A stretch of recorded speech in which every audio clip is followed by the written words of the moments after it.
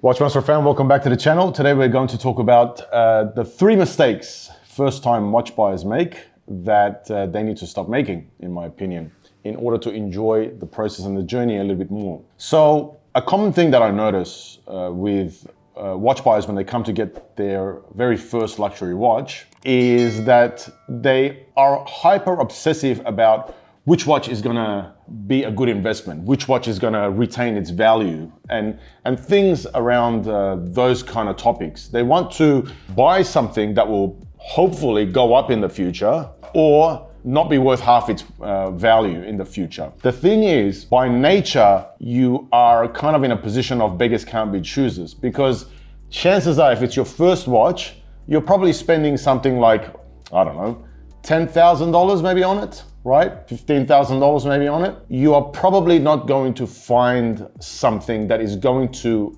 go up in value over time. That's not enough money for you to find the kind of pieces that are going to be investment pieces.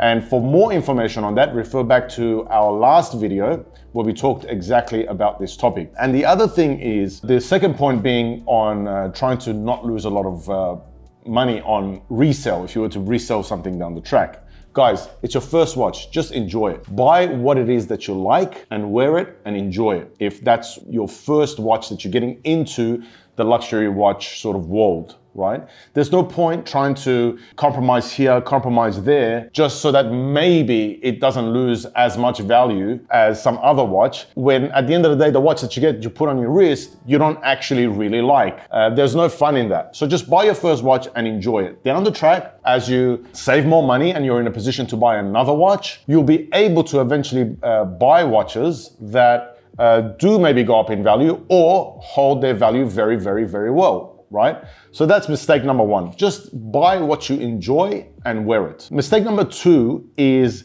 buying a watch that is too old and or not from a reputable seller. So this can cause you a lot of issues, and it ties in kind of with the first point. Because people want to drive their money further, they will try and buy a watch that is much, much older. Well, with older watches usually also comes lots of problems. You have to keep this in mind, which leads you to needing to service the watch more often, and those services are probably going to maybe lead you into needing to replace parts, which will drive the cost up even more. And then you're like, I should have just bought a newer watch for, a higher price or whatever, right? So make sure you're not buying something that is really old. As a rule of thumb, I think it should be less than 5 years old if you're going to buy yourself a watch. Especially as your first watch, especially as somebody who maybe doesn't know their watches so well just yet. You don't have the contacts and connections maybe with service centers. You are not that well versed in different watches and what to look for in them and certain aspects and things that they might have, right? So just go and buy yourself something that is newer and therefore a lot more reliable. So something under 5 years old, preferably. That's what I would recommend to you. And in connection with that, ideally try and buy it from somebody who is reputable. So a dealer who is a reputable dealer. You may not be able to get it from, for example, directly from the boutique if it's a Rolex, because maybe you'll be waiting for a very long time. You would have to go to somebody on the secondary market, but go to a dealer that is reliable, that has a good reputation, and will give you something that is what they say it is, so that you have that peace of mind. A lot of times, dealers will also have with themselves like a 2-year warranty, like we do here at WatchMaestro. And so you know that if you buy this and there's something goes wrong with this watch, they're going to have your back. So don't skimp out on something like that. Don't go it from Jimmy down the road who you found on Facebook Marketplace and you don't really know what to look for in a watch. And then you get yourself into a lot of trouble, either getting scammed or getting something that's a lemon. And the third and final thing is, guys, always, always, always authenticate your watch. Whatever watch you buy, even if you buy it from a dealer, because even dealers can make mistakes when they receive a watch. Things can happen, human error. They can make a mistake in knowing that a particular watch has a particular, maybe just a part that isn't the right part or whatever, right? Get yourself somebody who is trustworthy as someone who can authenticate a watch, and get that watch authenticated. And don't skimp out on the price.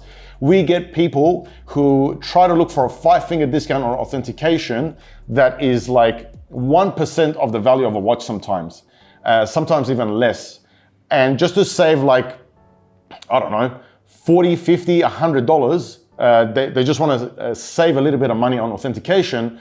Whereas if something is missed during that authentication process by somebody who is less experienced, they could easily lose $20, $25, $30,000 or more, depending on the watch, obviously, right?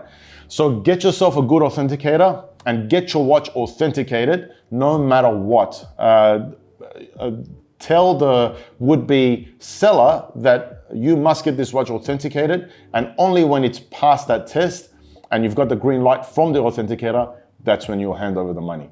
All right, guys, those are my top 3 tips for you if you are setting out on buying your very first luxury watch. Until next time.